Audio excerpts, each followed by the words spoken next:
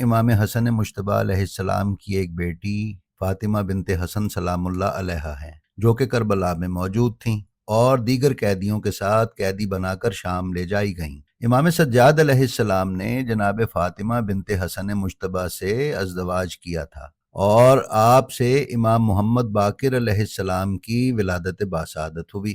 جناب فاطمہ بنت حسن کو یہ شرف حاصل ہے کہ آپ جہاں کربلا کے میدان میں امام حسین علیہ السلام کی نصرت کرنے والی اور امامت کی خاطر قید و بند کی صعوبتیں جھیلنے والی باعظمت اور جلیل القدر خاتون ہیں، وہیں ام الامام ہونے کا شرف بھی آپ کو حاصل ہے۔ آپ امام محمد باقر علیہ السلام کی والدہ ماجدہ قرار پائیں۔ اس طرح سے امام باقر واحد امام ہیں جو امام حسن اور امام حسین یعنی دونوں کی نسل سے تعلق رکھتے ہیں۔ ناظرین، بی بی کا نام فاطمہ اور کنیت ام عبداللہ تھی۔ بعض نے